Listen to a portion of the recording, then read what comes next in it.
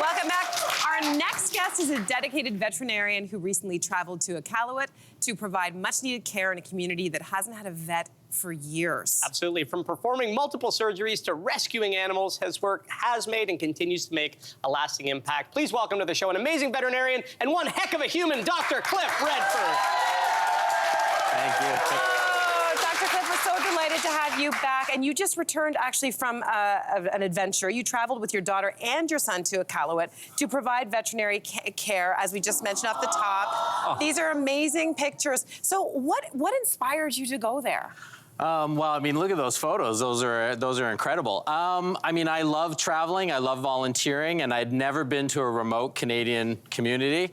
Can't get much more remote than the Arctic North, and they get veterinarians volunteering there in the summer, but they needed to find a family crazy enough to go in January, so I'm their guy. I'm their guy. Okay, so how did you prepare for this trip? There's so many things I imagine that would go into this. Yeah, I mean, we filled an entire suitcase of medicine and supplies that they kind of had on a wish list, and a lot of thermal socks and underwear, obviously, and then just a sense of adventure, and it was awesome. Wow. I love that. You've traveled all over the world doing your great work. There was a documentary about you that's fantastic. Specific to this trip, what were the challenges of being up there and doing your work? Yeah, I mean, this one was great. There is an animal hospital there from when there used to be a veterinarian, and there hasn't been a vet for 4 years. So they had a lot of supplies and a lot of cool things, but like their x-ray machine doesn't work anymore, so I had to do a couple of surgeries where I thought there were bladder stones. I guessed right both times, thank goodness. Wow. Yeah. Woo! And then honestly, the workload. Like we were doing 4 or 5 surgeries a day, multiple appointments afterwards, because as soon as they find out a veterinarian's coming, everybody's booking an appointment. Of course, because they've been waiting for ages. So you mentioned a couple of cases. Are there any other ones that stand out to you as being particularly, challenging? Yeah, the most important one was this dog named Umi. Umi is a 12-year-old German Shepherd, has a good story, had a good ending. And unfortunately, Umi was hit by a snowmobile 3 weeks before I got there. Completely broke its shin, very, very bad injury. There he is there getting what's called a Robert Jones bandage. Needed surgery. I didn't have the supplies, but like any good veterinarian, if you can't do it yourself, you know someone who can. And a great veterinarian in Alberta ended up taking on the case, did the surgery. Umi started walking the same day on that leg. So, everyone's coming together and helping out. So How's Umi doing now, all right? Umi's doing great, and Umi's doing zoomies, I think.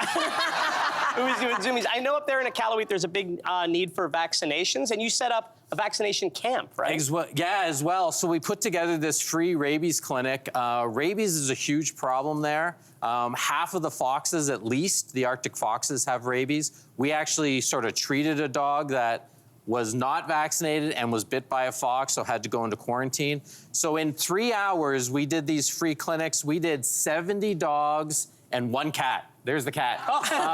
There's the cat. That's a cute cat. So yeah, it was much needed and much appreciated. Okay, and sorry, I just gotta ask, go back to your kids. What are your kids doing during this whole time? They're working really, really hard. Yeah, they're working really hard. None of them are formally trained, but they grew up as my children, so they grew up working at the clinic for less than minimum wage. So, like, my daughter was putting in catheters, intubating, starting them on IV fluids. My son knows how to monitor anesthetic. We brought a technician as well, but so we were able to split into these 2 teams and do multiple things at once. I couldn't do it without them, and it's a lot of fun. Okay, so this is incredible. You're such a cool dad. So cool. What a cool dad. Yeah. You actually rescued 7 puppies while you were there. I don't know how. Where are they? Where are they? Let's bring them out. Can we see them? Come on. Yay!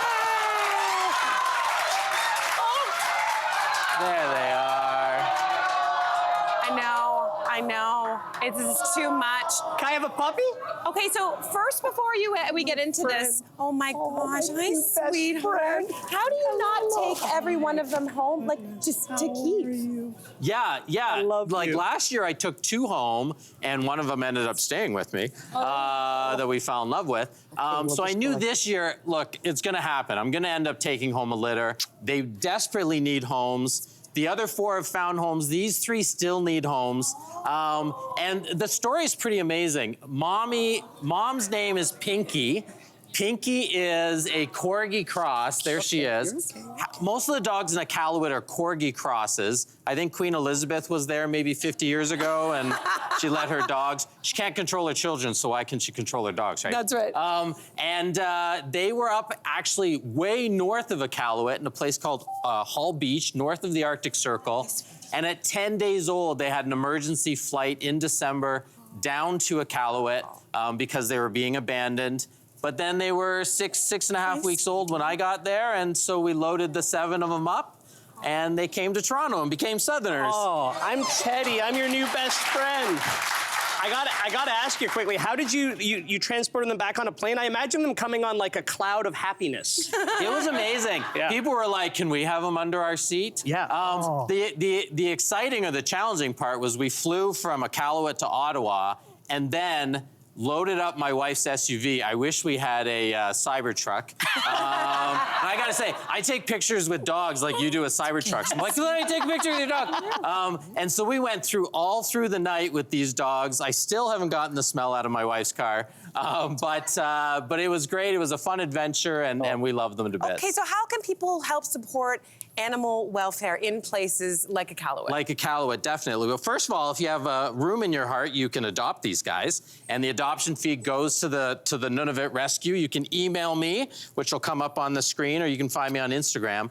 But I have a GoFundMe page where the money is going to allow the hospital to buy equipment. I just want to be near Teddy. GoFundMe.com/ArcticPets, and I'm hoping Blue will pee on you. Me too. And we can see if you'll be embarrassed, because I think you will. I can't be embarrassed. I don't know. We're going to try. And that would be great TV.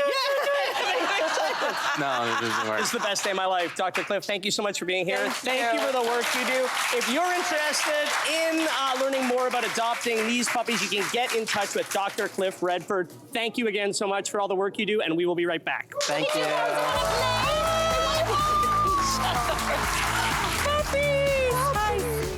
Hey, you, come a bit closer. We've got so many more must-see interviews, spicy debates, lifestyle tips, and pop culture moments. So subscribe to our channel by tapping the logo below and don't miss out.